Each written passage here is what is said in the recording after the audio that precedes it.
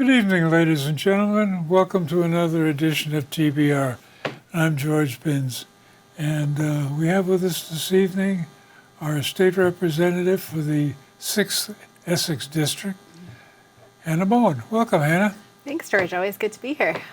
And you've been on the job, what, about 3 months now? Yeah, started right at the beginning of summer, Memorial Day. Yeah, and you're still wearing two hats because you're still the city councilor at large. Yep.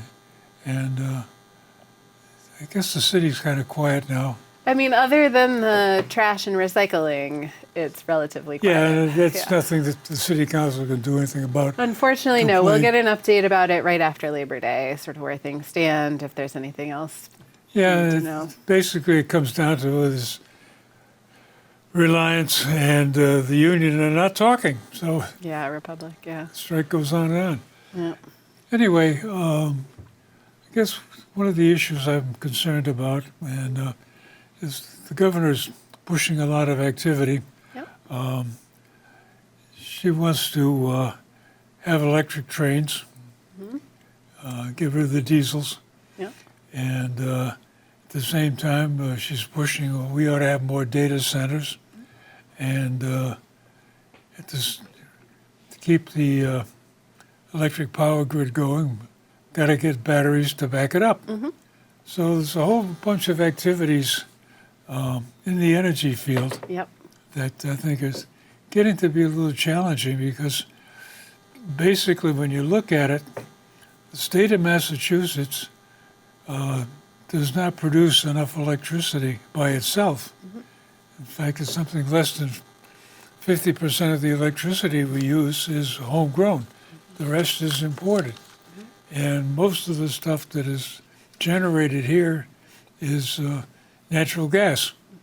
And there's some wind and some solar. Yep. Got rid of all the nukes, got rid of all the coal-fired.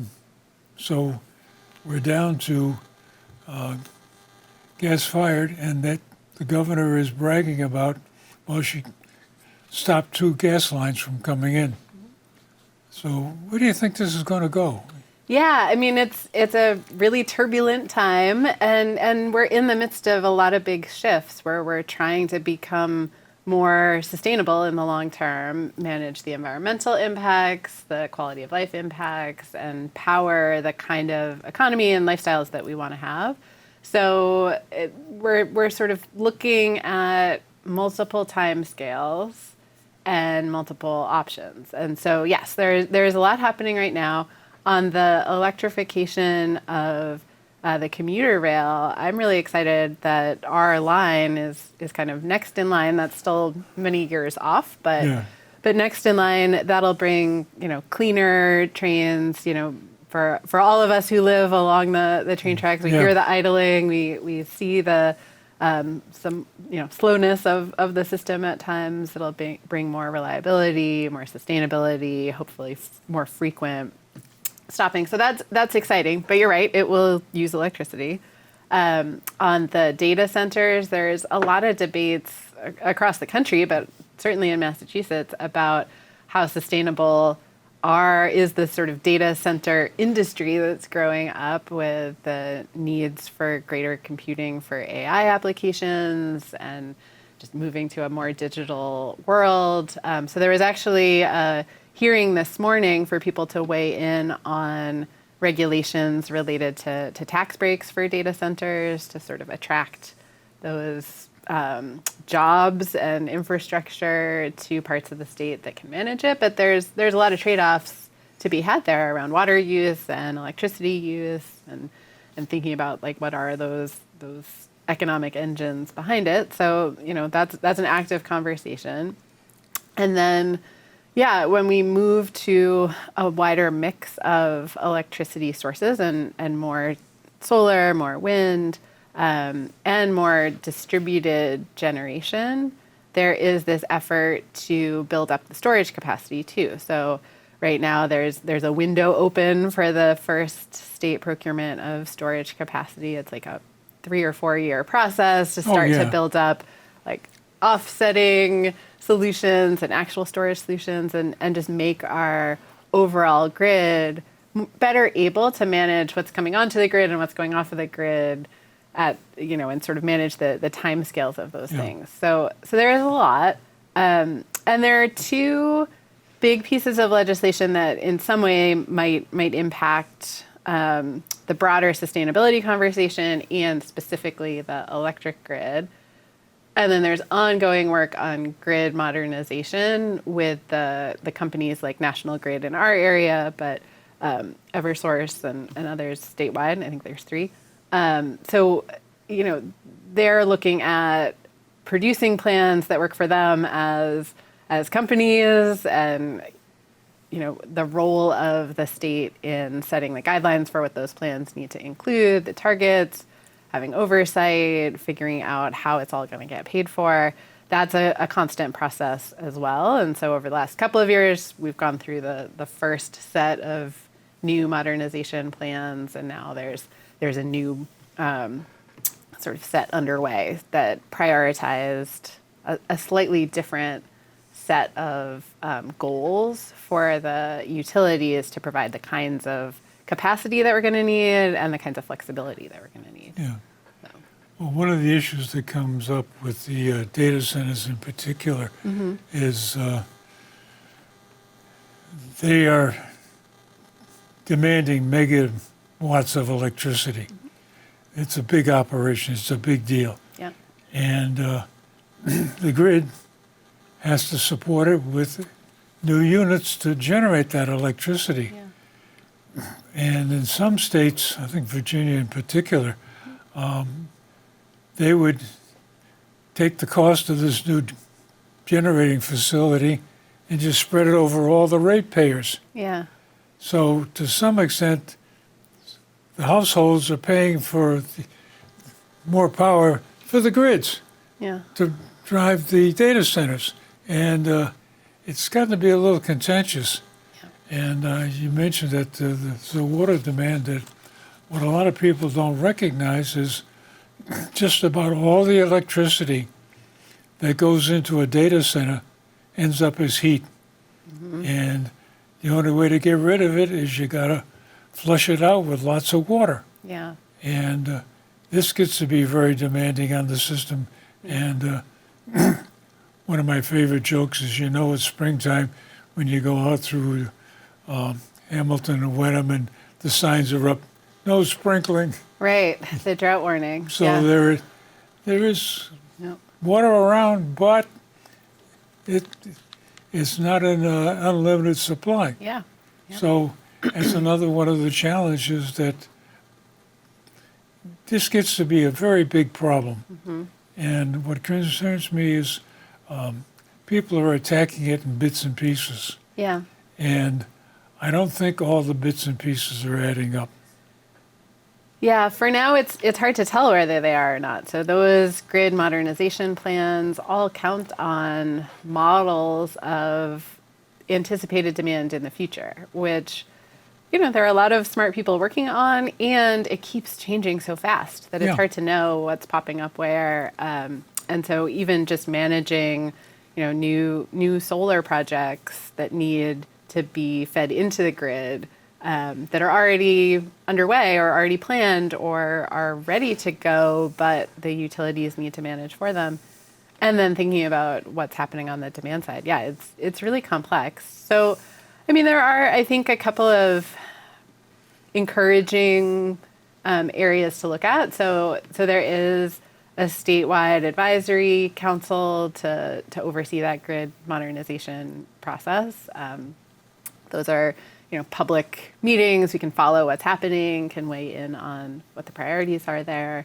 And then a lot of what's going to be discussed over the next several months in the legislature will get at where we're putting incentives and where we're putting safeguards and how we're looking at those longer term plans. So there's a proposal that's come from the governor's office, is now in the legislature, had its first hearing at the end of June, and now is sort of going through the committee process, and will eventually come back out to further discussion in the full membership around energy affordability and infrastructure. And there are both some ideas around kind of the funding mix and incentives and some potential policy changes to make that more distributed grid, having microgrids for particular uses or areas, the possibility of bringing back nuclear power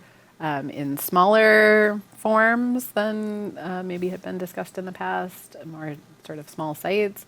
There's a lot on the table, and I think that's good because that's what's going to be needed is a full discussion of what is the full mix, what does the full picture look like, and how realistic are we being about the demand when you put together, plans we have in the transportation sector for electrifying vehicles, personal vehicles, municipal fleets, eventually trucking and things like that, and the trains. When you look at electrification in the building sector, moving, our HVAC, our heating and cooling, and you look at new uses of electricity, like industries that are more dependent on that steady stream of electricity. So you're right. It feels like a lot of different sectors making a lot of plans with the same climate goals in the end, but not necessarily all being tracked in terms of what's their overall impact on the grid. Well, that's one of the things that doesn't really get advertised enough is that wind and solar are intermittent. And the data I pick up says solar panels are good for about 24% of capacity. So that means if you want to put in full capacity of solar, you've got to have 4 times the surface area to cover it. And that's assuming that tomorrow is going to be a good day if today wasn't. And as you mentioned, we get into the issue of how many battery packs do we have to have? Yeah.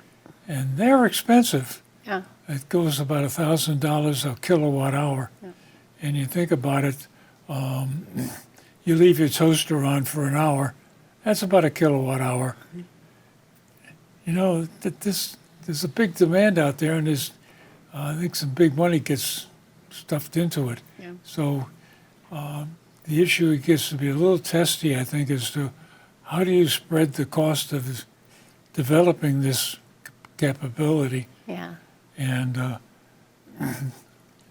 they had this one issue with the wind turbine blades off the coast. Yeah. And I think GE Vernova was their turbine that snapped a blade. Yeah. And the pieces ended up on the shore. And everybody got upset about it. Yeah. And it cost them, I think, about $10 million in fines for that one. Yeah. And I think they're still working out all the they're still working out layers the of details. responsibility. Yeah. And not anything has been done on offshore wind for a while. It's put on a hiatus. Yes and no. I mean, there's still a lot happening on offshore wind, but with changes in federal policy to try and put offshore wind on hold, I think there are a lot of questions. Yeah, and so the state strategy does call for a lot of investments in offshore wind that we're not able to fully follow through on until things settle out at the federal level. But there's still a lot of work happening because those are such long-term projects. So, Salem is a staging ground for some of the infrastructure work, and there is that long build out that's still moving forward as though it will eventually happen. So. And you get into some of these issues, and like you say, it's long lead items, and one of the major concerns is the NRC has been holding up nuclear power plants for years. And I think in the last 25 years, they only built 3. And there's another interesting chart I stumbled across on the cost per kilowatt hour. And China is building out rather dramatically, and they've got it down about $4. Yeah. And well, that's the technology keeps changing across all of these options. And that's the point, that they keep working the problem. We're stalled in regulations and meeting criteria that maybe it was important 25 or 30 years ago, but we've moved on beyond that, I hope. Yeah. And it's still in the regulations, it's still slowing down the process. Yeah. Excuse me. I used to work at GE, so I get all the propaganda from them. The Veranova Group, they're the ones that do the Yep, the turbine. nuclear reactors, Oh, that's true. and they're going to put a small one in Ontario, Canada. Okay. Fine. It's going to take them 2 years to build a reactor, okay? And they figure it's going to take 5 or 6 years to get it installed, even in Canada, without the NRC looking over their shoulder. And this is one, I think, the concerns that everybody has that, hey, these are good ideas, but there's so many hoops to jump through. Yeah, the implementation steps can be hard, and we're always trying to balance the right level of regulation to balance Yeah. environmental impact, safety, all of those things with the end goal of getting it done. Yeah. So it slows down the process, it drives up the cost, and for all practical purposes, the U.S. and France have stopped building nuclear power plants. Yeah. But at the same time, the Navy is building them continuously. And the Navy's, I think, has got more nuclear power plants than the rest of the country. Yeah. And I mean, I think the fact that it's back on the table as an item for discussion from the governor's office and the legislature shows there's willingness to look at what has changed in terms of technology, what's possible in terms of scale, what sorts of settings might be appropriate, how we balance those sort of environmental health and safety concerns. So I think I'm seeing a lot of openness to those discussions, and I think a sense that when it comes to the grid overall and just how our infrastructure has changed and needs to change to keep up with this vision we have for a more environmentally friendly and more digital and more electric economy and society, that we have to be creative and we have to leave room for a lot of that innovation. So,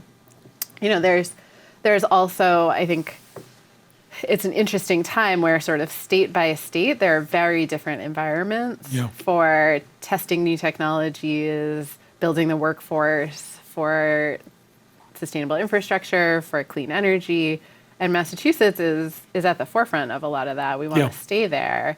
So even though, these are big investments, they are long time scales, having an environment where we have incubators for clean energy tech and we have the ability to test out new technologies, and we have a willingness to try things and look at a whole different mix of solutions, I think is going to be helpful. It takes time for that to play out, but I think we're there, and we need to keep at that, even though some of the federal incentives and partnerships outside of the state are drying up for the time being. It's still really important here, and it's important, there are a lot of folks on the North Shore who are working in those industries or who will be moving towards those industries as all of this shifts.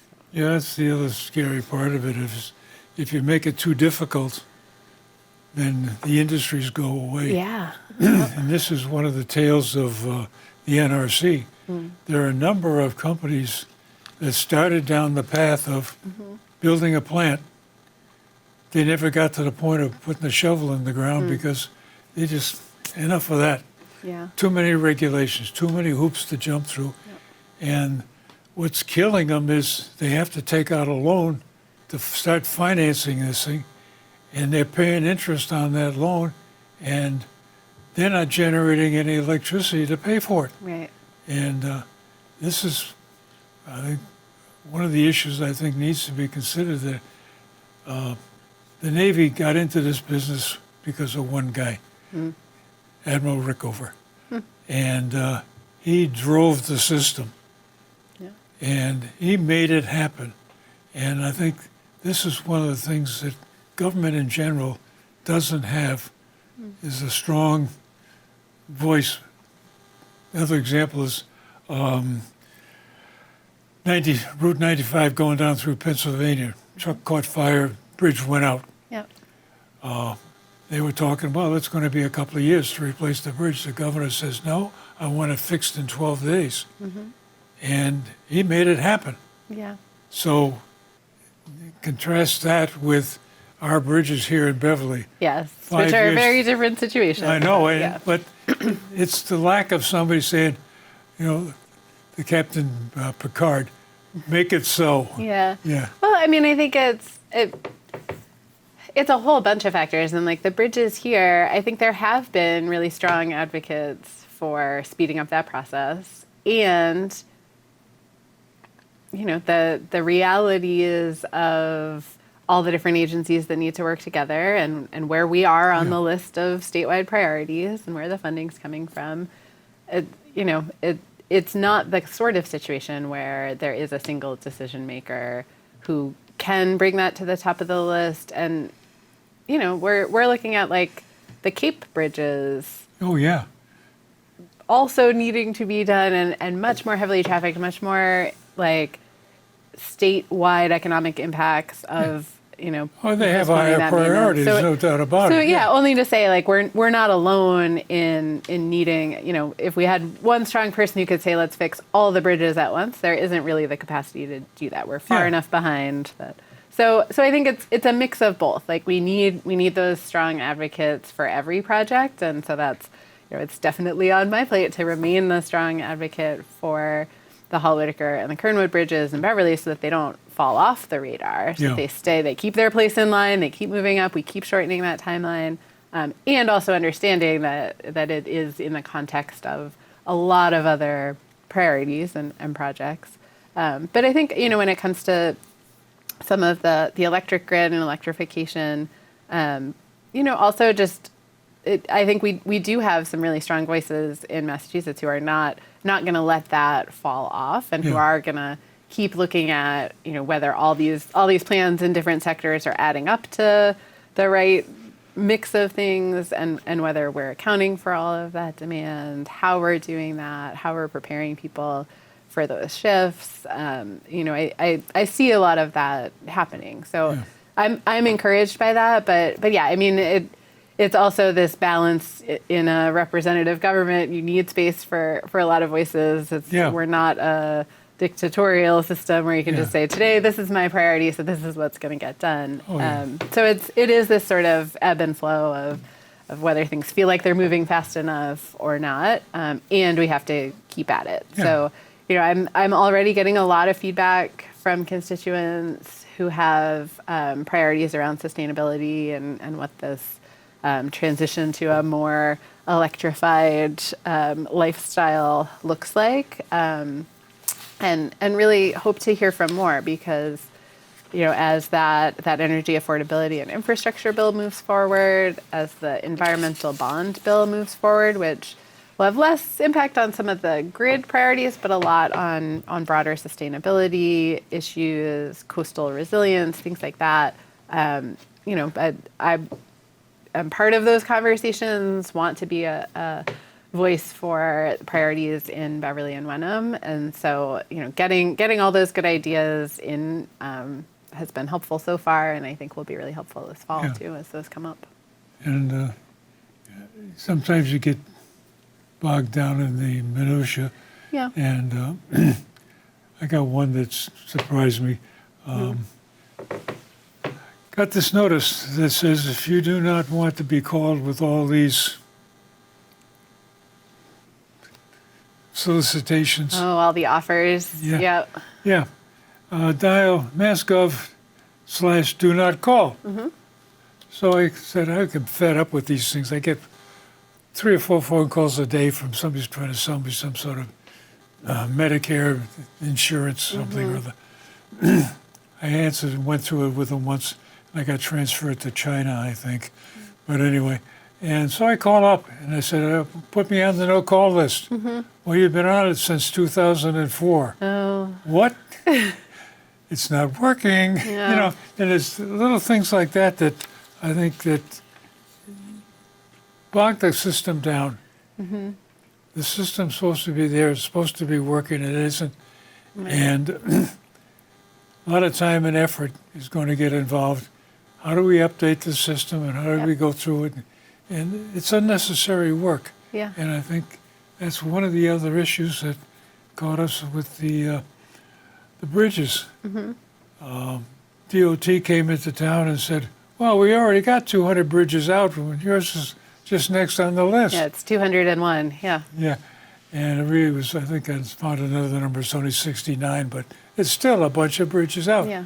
And this is part of the problem with things get talked about and they don't get happened. Yeah. Yeah. And there is some more investment this year, I think, in recognition of that challenge with, particularly with bridges, but across our road network, that updating the status of where we are on maintenance, how if we've fallen behind, how far behind, Yeah. if a road or bridge is deteriorating faster than projected, how do we actually account for that? So there is some new investment in that kind of monitoring and prioritization process. So going forward, that should prevent some of what we've seen. But it's true, like we need to constantly be improving those systems. Yeah. And it's hard because we need to constantly be improving those systems, and that does take investment. So, in this case, there's bonding available, there's money from the Fair Share Amendment specifically for transportation. Some of that is possible because of where we are with revenues. And that means there's not room to both lower the tax burden on folks Yeah, that's the other challenge. and do this work. So. Yeah. There's a lot of things that would be nice to do. Yeah. Some things that got to absolutely happen. And where do you fit the project in that space? Yep. So, well, thank you very much for joining us this evening.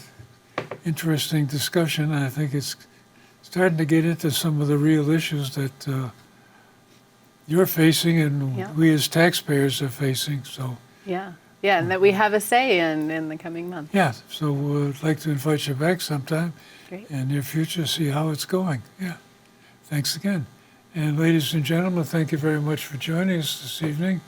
And if you have a comment, send me an email, or better still, if you got a long comment, there's room for you here at the table.